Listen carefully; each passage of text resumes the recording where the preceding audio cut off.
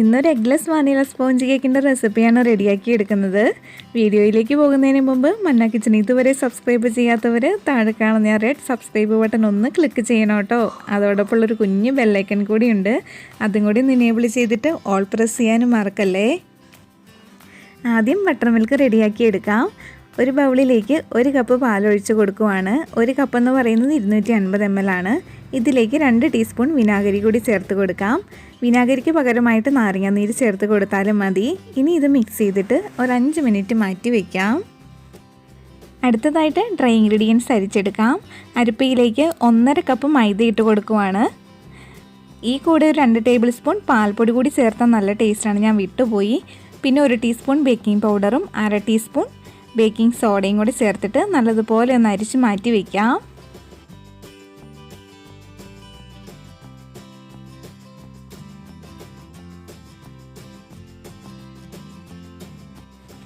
ഇനി ഒരു ബൗളിലേക്ക് റെഡിയാക്കി വെച്ചിരിക്കുന്ന ബട്ടർ മിൽക്ക് ഒഴിച്ച് കൊടുക്കാം. 1/2 കപ്പ് വെജിറ്റബിൾ ഓയിൽ ഒഴിച്ച് കൊടുക്കാം.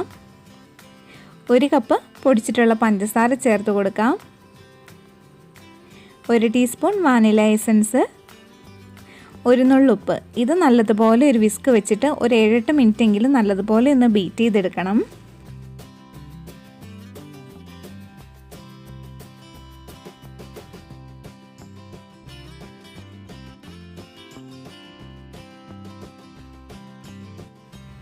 ബട്ടർ മിൽക്കും പഞ്ചസാരയൊക്കെ മിക്സായി വന്നിട്ടുണ്ട്. ഇനി അരിച്ച് വെച്ചിരിക്കുന്ന ഡ്രൈ ഇൻഗ്രീഡിയൻസ് 2-3 തവണയായിട്ട് ചേർത്ത് കൊടുത്തിട്ട് മിക്സ് ചെയ്തെടുക്കാം.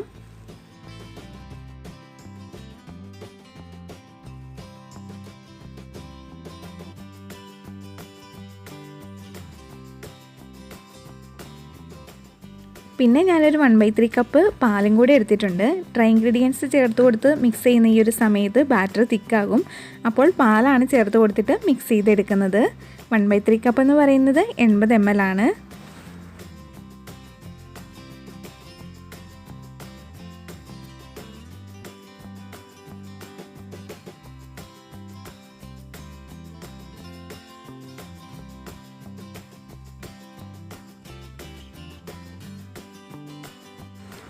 അങ്ങനെ കേക്കിൻ്റെ ബാറ്റർ റെഡി ആയിട്ടുണ്ട്. ബേക്കിംഗ് ടിന്നിലേക്ക് ഒഴിച്ച് കൊടുക്കാം.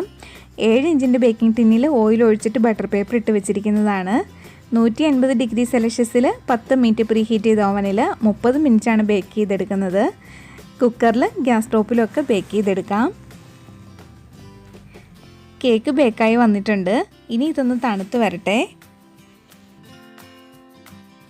കേക്ക് നല്ലതുപോലെ തണുത്ത് വന്നിട്ടുണ്ട്. ഇനി ഇതിൻ്റെ ബട്ടർ പേപ്പറൊക്കെ ഒന്ന് മാറ്റി കൊടുക്കാം. കേക്ക് നല്ല സോഫ്റ്റാണ്. ഈ ഒരു കേക്ക് എല്ലാ ക്രീം കേക്കിനും നമുക്ക് ബേസായിട്ട് ഉപയോഗിക്കാം. വീഡിയോ ഇഷ്ടപ്പെട്ടാൽ തീർച്ചയായിട്ടും താഴെ കാണുന്ന ലൈക്ക് ബട്ടൺ ഒന്ന് ക്ലിക്ക് ചെയ്യാൻ മറക്കല്ലേ. അതോടൊപ്പം എല്ലാവർക്കും ഒന്ന് ഷെയർ ചെയ്ത് കൊടുക്കാനും കൂടി മറക്കരുത് കേട്ടോ. Thank you for watching.